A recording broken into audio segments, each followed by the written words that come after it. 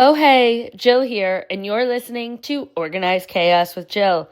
I'm your host and mom of three, and this is the show where we chat all the mom things and then some.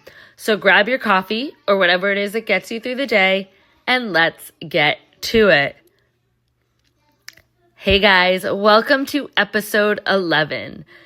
What was originally going to be one of my Monday mini-sode episodes, I decided to turn into a full episode. I actually started recording the mini-sode and I just kept talking and it started to get longer and not really a mini-sode. So I decided, scratch that. It's too good not to dive into a little deeper. So we are going to make it a full episode. Today, we're going to be chatting about chores. Yes, it sounds dreadful, but more specifically, we're going to be talking about getting our kids engaged in chores.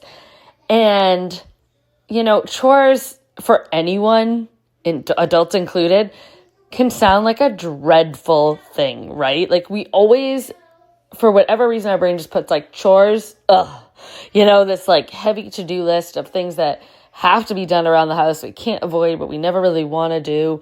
We tend to put them off for as long as possible. And that's just as adults. So if we're talking honestly, thinking about getting kids to want to help out around the house can be something that seems like a totally impossible task. So today I wanted to talk about ways that we can inspire enthusiasm to get kids helping out, ways that will engage them a little bit more, make it more fun for them, and share some ideas of chores that they can do as kids. And I'm going to tend to talk to a little bit of different age ranges here in today's episode. So I'm excited for this one. Like I said, it started to be a mini-sode and I just kept talking. So let's go in without further ado, okay? So first, let's talk about why involving kids in chores is so important. Chores help children develop a sense of responsibility, a sense of self-reliance, a sense of teamwork. If people are working together to put stuff away, to clean up something, it's building that teamwork. You can do things together. It's just, chores in general just help teach valuable life skills. And this is something that as you teach as a child, they're going to carry with them into adulthood. And I know typically when we think about kids and chores, we tend to think about older kids. This is something, I thought of a lot too. And then now having my own kids and seeing them help out day to day with certain things, I realize that it is equally important to involve the younger kids as well. Kids are young. They're impressionable. They're watching us do things as their mom, right? They're watching us every day when we're throwing the laundry and they're seeing these things. So let's engage with them and encourage them to do stuff. And honestly, it's never too late to start instilling good life skills with your kids, right? So, there's many ways that we can take a chore and make it feel less like a chore, make it something more fun. And that's what you need to do when you're thinking about engaging kids in chores, right? They don't want to do the dreadful acts. And if we're approaching it in a method of like, we just have to get this thing done before we can do anything fun, they are really not going to want to do it. So an example can be making a game out of your chores. And this could be, say you have two kids, two different bedrooms or whatever. It could be something as like you set a timer and it's, okay, whoever can clean their room the fastest wins. Who doesn't love friendly competition, right? Or whoever puts the toys away the fastest wins. Whoever makes their bed. These are just small basic chores for kind of that middle ground when you're first getting, not the young kids, and we'll talk about that in a little bit, but in that, I guess you'd almost say elementary to middle school age when they're really getting into the chores. It's cleaning your room. It's putting the toys away. It's making your bed. These basic little things that are great life skills to have and great day-to-day things to do, but making it fun so they don't feel like, I have to make my bed, right? And then you could even, beyond that, having a game, create some sort of point system for it. So maybe there's a point for every chore you do, but then you can have bonus points. So in the example I just gave, if it's whoever can clean their room the fastest gets the point. But then if you were able to clean your room in under 10 minutes or under 7 minutes, whatever, I don't know how big the rooms are or what the mess was, but if you can clean it in under X amount of time, you get a bonus point and things like that. And then, you have this point system, and as a family, you could come up with like however many points you need for certain things, but it could be X amount of points picks what type of pizza we're getting for dinner or what movie we're watching tonight as a family. Like, it doesn't have to be big and elaborate, but it's giving them this, like, they're getting a chore done.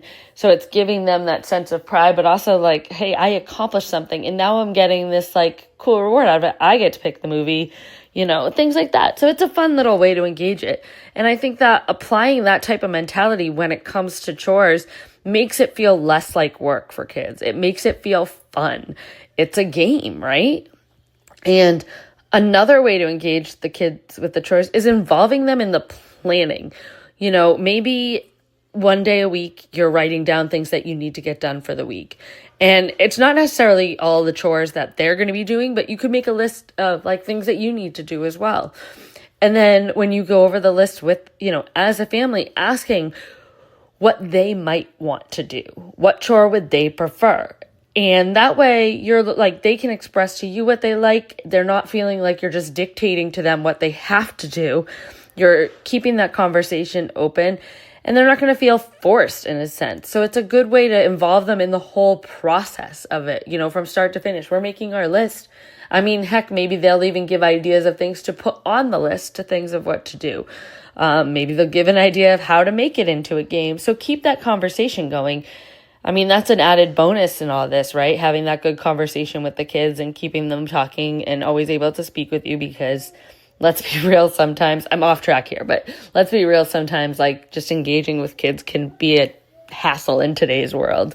So this is a way to keep conversation open, engaging kids in just basic conversation, but also bringing it back to the chore thing and having them not feel forced, having them decide what they want to do and how they want to help out. And it gives them that sense of, again, that teamwork and contributing to the household, things like that. Another way, I think, when we think about engaging kids with chores is to teach through activities. And this is a method we can do for many, many things, not just chores. And I think that this one specifically helps teaching young kids. I mentioned earlier in the episode, I think it's important to even teach the young toddler age kids about about chores, because it's something, like we said, it's going to carry through adulthood and teach these life skills. So this method about teaching through activities can really help with the younger age group. Like my kids, for example, had I think it was like a Melissa and Doug cleaning set where it had like a broom, a mop, a dustpan, whatever. And then they also have like a handheld cleaning set that had like a window squeegee, stuff like that. It was a play set, but they loved it. And it was always like, look, Mama, I'm cleaning.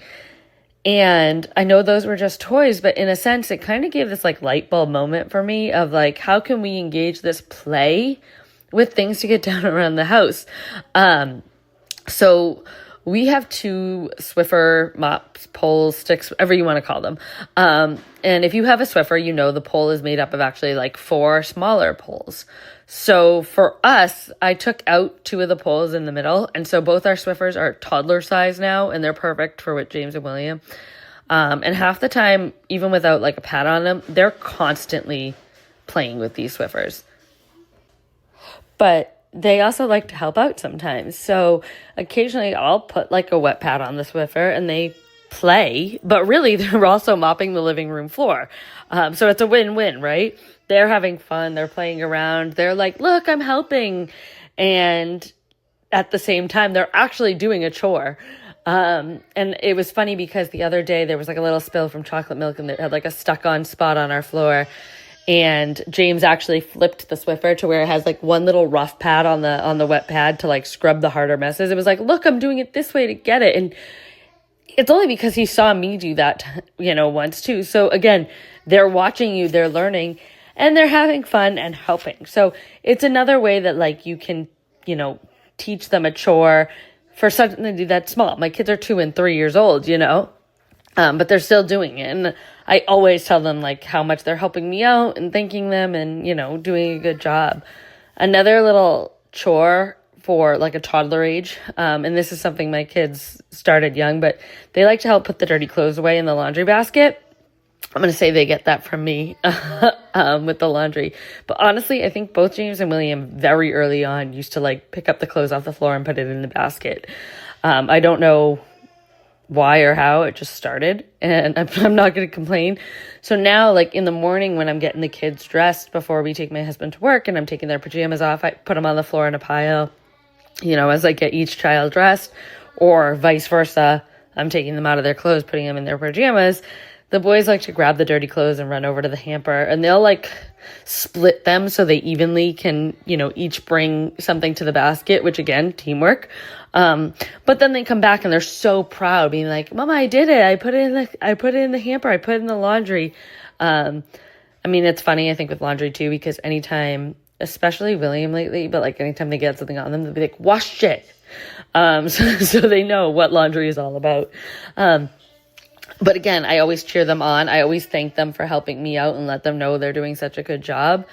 And that's going to kind of bring me to my next point of rewarding children for their chores. Now, I kind of talked about a little bit earlier when I was talking about like the point system when we were making a game out of chores, but there's a few other ways to reward kids for chores. And I think, rewards can be a motivational tool for kids. It helps, build habits and even make the idea of the whole chore process a little bit more fun. And I think that most of the time when we think about rewarding a child for the chore, we tend to think of like an allowance or a monetary type of reward. I know this is kind of something that I always thought, and maybe that's because like growing up, you would do chores for an allowance. I don't even know if that's a thing anymore. But rewards don't have to be monetary. They can be, absolutely. And I would kind of consider that like a big reward. But there's other types of rewards too. There's small rewards, experience type rewards, all different things. Like I said, with the point system, you could have a reward of just being able to pick out the movie for family movie night or what type of pizza you're getting. If you're planning, maybe you get to go out to eat and pick a restaurant that you guys want to go out to eat as a family. That's like a small reward to do. You also can use a point system or a allowance in a sense to work towards something. Now, yes, with older kids, I think it's going to be more monetary or more working towards a bigger thing. Maybe there's like, I don't know, I'm like trying to sound cool here. Maybe there's like a new pair of sneakers out that like your kid wants. And if you can encourage them to do the chores of like, if you get this many points, we can go get those sneakers you want. Something like that. For maybe younger kids, it's a new toy that they want, something like that, so that you're building over time and it's not just handing out cash or something for rewards. It's just different. And I think it's okay to change over time too, as your kids grow, as the type of chores they do changes. Maybe if it's a bigger job, if they wash the car or something for you, that's going to earn more than like them making their bed, right? Things like that. There's an experience type of reward too, that like maybe, you check off all these chores, we get things done at a certain time, we can all go to this theme park, or we can all go out here and have an experience of something that you guys want to do together. Maybe there's, a museum you want to go to, or the aquarium or something like that, and you've kind of put it off, but it's like, if we can get everything done, we can go. And then it's engaging, it's exciting for everybody. You as an adult are getting what you need done. You're engaging the kids, and then you guys all get to celebrate together in a sense. And I think I'm going to add my little like tip here. Involve the kids in the process of thinking about what the reward should be. Because I feel like if you're sitting there thinking like, okay, if they do this, they're going to get that. Well, what if they don't really want that? Is that really going to be rewarding to them? So I think if you ask them what they would like for a reward, for an older kid, like I said, it might be like a new pair of sneakers or something. For a younger child, it could be a toy, or like even something as simple as like, I want to watch this TV show. I have William and James, and sometimes they fight like what we want to watch. And so it's like, who gets to pick the show? Allow them to help with that process, because I think if you do that, if you have that conversation, you're allowing them to take ownership and getting them more excited to complete the task. I mean, think about it as an adult. If you're going to get something and you want that something, you're going to be like more likely to do the job to get that, right? And so one thing I want to say though, is that like rewards aren't just an item or the privilege of doing something, but they're also about like recognizing the effort people are putting in. It's fostering that responsibility. It's creating happy memories, and that alone is something that I think is so important with kids, and like for us to teach kids is fostering their responsibility, recognizing what they're doing. Like I've said, I'm constantly saying to James William, you're helping mama out so much. Thank you. And you can see that they appreciate feeling appreciated, if that makes sense. And then them taking that responsibility, the mama, I did it, things like that. That's even like a reward in itself. It's exciting. And it's creating that memory, their achievement. And again, I know it sounds silly when we're talking about like how exciting it can be for chores, but if you do take this approach in engaging kids in a fun way, making it a game, involving them in the process, letting them pick a reward, things like that, it is something that's joyful and fun, and it doesn't feel like work, which I don't know about you, but I like that. And so I think, it's key. I think you can see, like we've said from the very beginning, that getting kids engaged getting kids engaged in chores, it really helps to generate these life skills they're going to take with them. They are going to learn like a sense of responsibility at such a young age, which I feel like a lot of kids sometimes don't. They're going to get that sense of teamwork, especially if you have multiple children, whether they're all around the same age or you have some older and some younger. Working together as a team is a great skill because they're going to use that everywhere in life. And then that self-reliance, knowing that they don't need somebody else. I'm going to sidetrack off of chores a little bit here, but like myself included, and I said this before, I was always somebody that's like, I got it, I can do it, I can do this. And I think that's because I learned doing things. Now, I don't want to get them to the point that they're so self-reliant that they never want to ask for help. And I do want to encourage, like, if you need help, let me know. Even with some of the chores, some things are hard. And obviously, yes, they're harder for toddlers, but other kids. But I'm going to throw that tip at you too when it comes to chores is, although they're going to be self-reliant and learn this independence and learn this responsibility, make sure you're letting them know, like, oh, if you need help with it, I can help you. Depending what the task is, there's some things you don't want them to take advantage of necessarily, but help them if they need to, because it's all how we shape them now that's going to build into the future that they become. And I think that these are great life lessons. And yeah, I mean, like I said, this is why I couldn't make it a mini-sode, because I kept talking when it came to chores. So like I said, there's fun ways that you can make chores feel less like a chore. There's ways to reward. There's ways to engage the kids in even the process before the chore has to be done. And overall, I think that this is just a great thing to remember. And I think it'll help us as adults kind of feel like chores are not dreadful, right? And that they can be fun. Even though it's hard work can be fun. And that's a great thing to teach everybody. So thank you for listening. I hope you got a lot out of this episode. Maybe you have other tips that you'd like to share on how you make chore time fun. I would love to hear it. So please comment, let me know.